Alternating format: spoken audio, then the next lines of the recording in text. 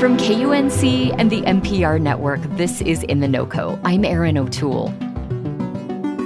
Every December, Santa Claus literally does the impossible. He delivers presents all over the world with a team of flying reindeer. So when someone becomes a stand-in for Santa at your local mall or work party, those are big boots to fill. But as it turns out, being Santa is a teachable skill. Susan Mesco founded Professional Santa Claus School in Denver in 1983. And that means she has 4 decades of expertise in getting your local Santa acting and looking his best. When my Santas do their beard, the beard has to be conditioned, it has to be whitened, it has to be curled, it has to be sprayed, it has to be glittered. It makes them more magical. Susan got her start when her event planning business got an offer to train and manage some Santas at local malls. And she saw a lot of room for improvement. I said, how hard could this be? And so I went around spying on my competitor. And what I actually found was everything not to do. Mommies were miserable. Children were being forced at Santa. Santa was cranky and slouchy and his beard was falling off. So I went to work writing kind of a manual on, we want to be jolly, we want to smile, we want to interact. And it evolved over the years. Since then, she says she's trained 5,000 Santas. Susan talked with me about what makes a great Santa, what keeps her business thriving, and how she helps her students embrace the role of Santa. It starts really with the basics so that they understand the children, that a 3-year-old needs something very different than a 6-year-old would need. Sure. How to do their makeup so that their faces look like storybook Santas. How to adjust their pillows so they don't look like they just took a pillow off of their bed and shoved it in. How to work with hesitant children so children are never forced. There's a formula for how to answer any impossible question.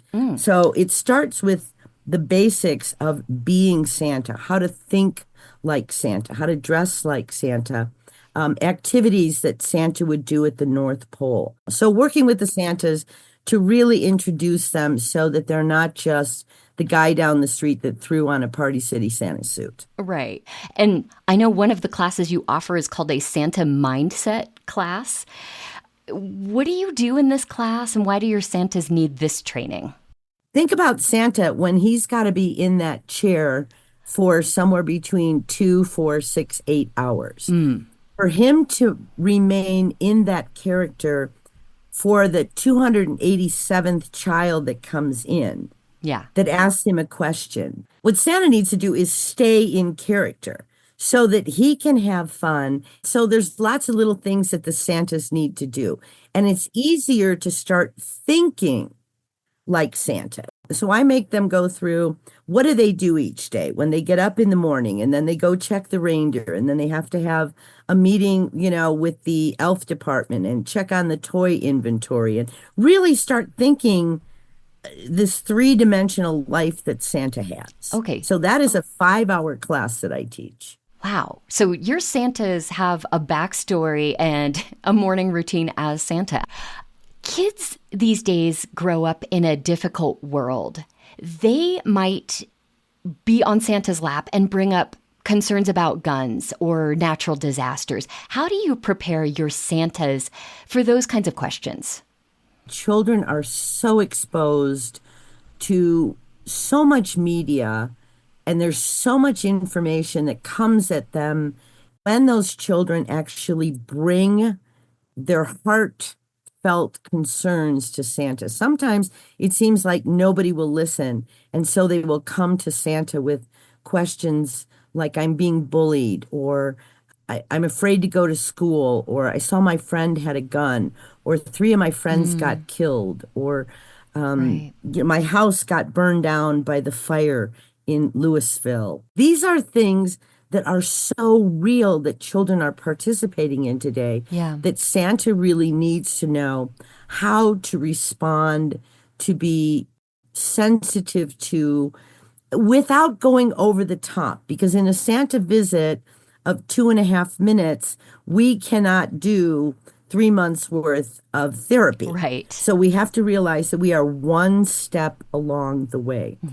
So it's a lot more complicated to be a quality Santa in today's day and age than it used to be. I know they only have limited time with the children. How does a Santa respond to a kid who raises a sensitive issue?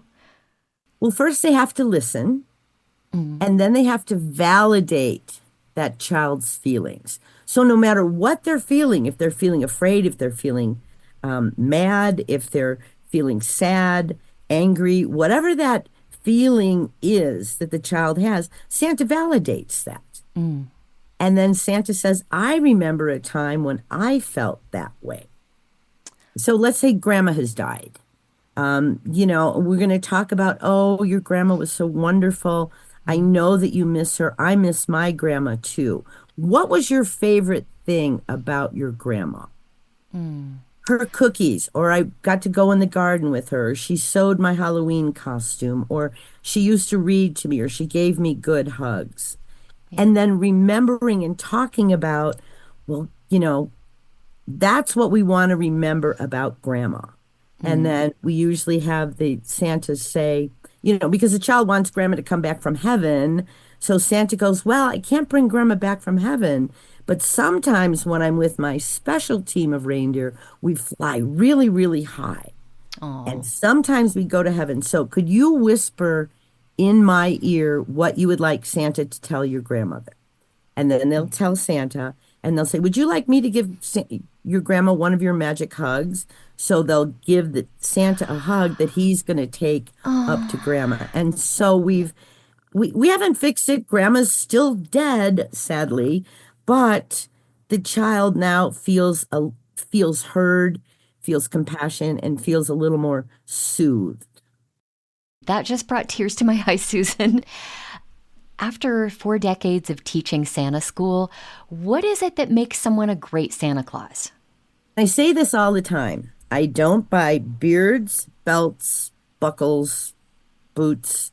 You can put the most expensive outfit on someone who's just in it for the money, or someone who's in it for the ego or the glory.